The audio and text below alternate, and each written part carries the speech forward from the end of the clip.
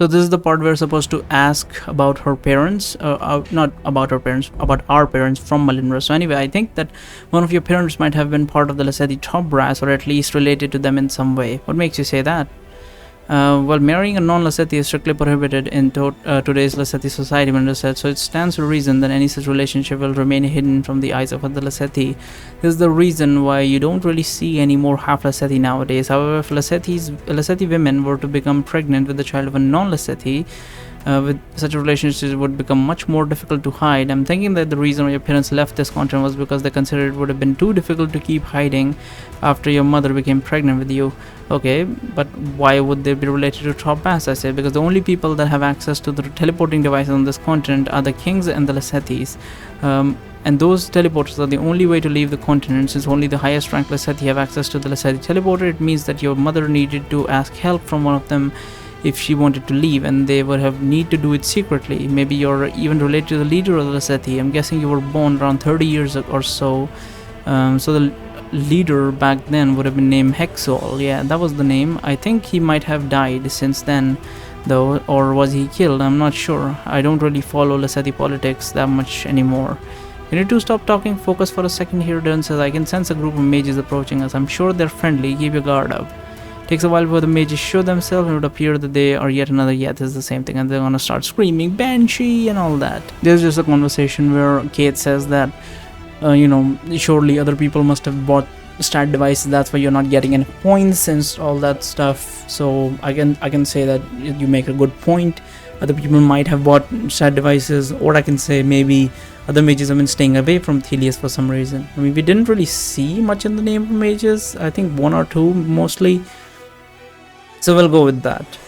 Normally, Gates says, given the situation and even the general lack of instruction from the organizers, I would have expected more participants to be flocking towards the city. But it's true that if you think about it that way, the cities could be the exact place you'd want to avoid, since that place would, around them would be the perfect place for an ambush. I just remember that there was something else that I wanted to ask about the stat devices, Layla. You told me that you had both level 3 in both strength and speed. When you were fighting in the arena, you didn't seem to be much stronger or faster than the troll with the high regeneration. Is the stat device defected by any chance? No, my father once told me the physical stats from the device enhance the physical abilities that you already have, and the more fit you are physically, the more effects those stats will have on you. Given that I already have a very frail constitution, this is the most I can get out of my stat device at my current level.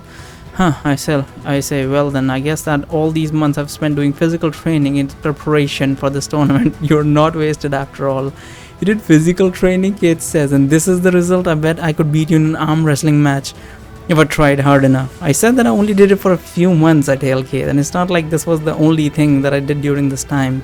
I also needed to do my research, the research that I'm now using to figure out Aiden's weakness, so we can finally... Hold on a second, where's Melindra? I could swear that I saw her on the riverbank just a minute ago. Who cares about Melindra? Kate says. I don't see her set up a tent, I say. Do you think that she's not planning to spend the night at our camp? Melindra can go sleep in the river for like, yeah, this is the same stuff after that. So this is the shit show that I started last time. I said that, I might not be against the idea of having sex with fucking Melindra. And that ended up with me getting dizzy and tired and almost dying, and there was a bunch of shit that went down and everyone was super pissed. So I'm gonna tell Melindra that you don't want to sleep with her and I'm just gonna go out. Yeah, this is exactly what I'm saying. Oh, Melindra says while raising an eyebrow again. So you're telling me that you don't want to have sex with me then? Yes, that is exactly what I'm saying.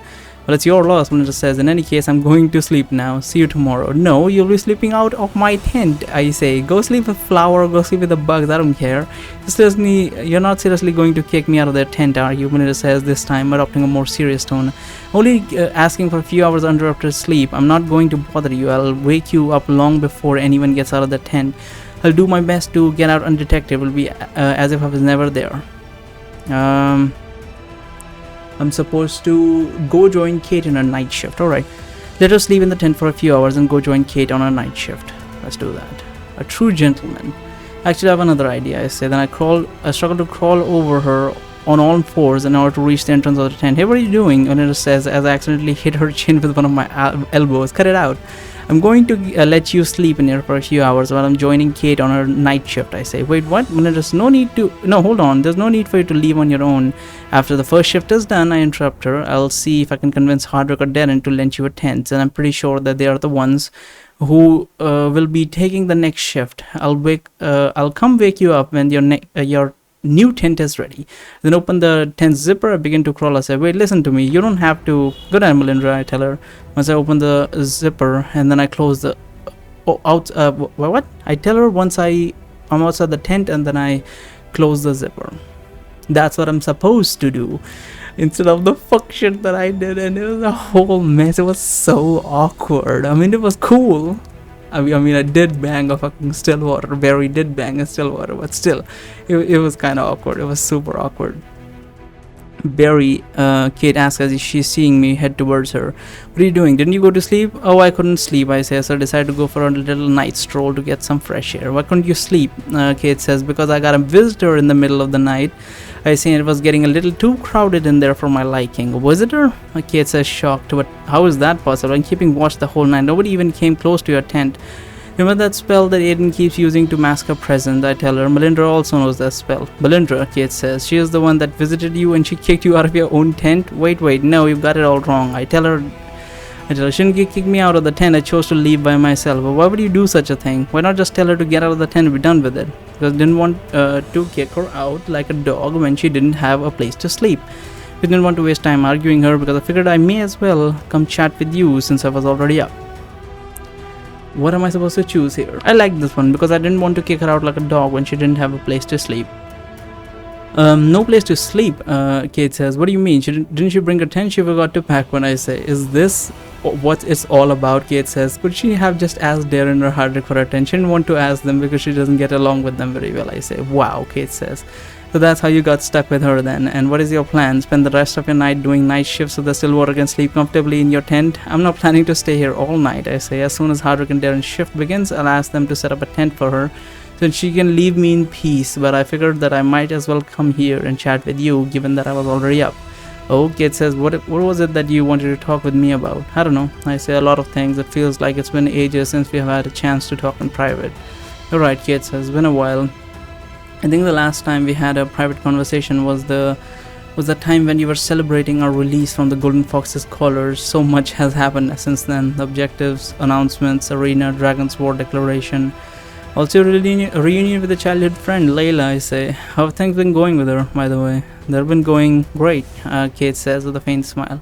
We've been talking a lot about what our lives have been like since we left the beacon. It's been a long time. We both had many stories to tell. So you're going back to being friends again? I ask her. What do you mean? Kate says. Well, at the beginning you weren't really talking to each other, I say.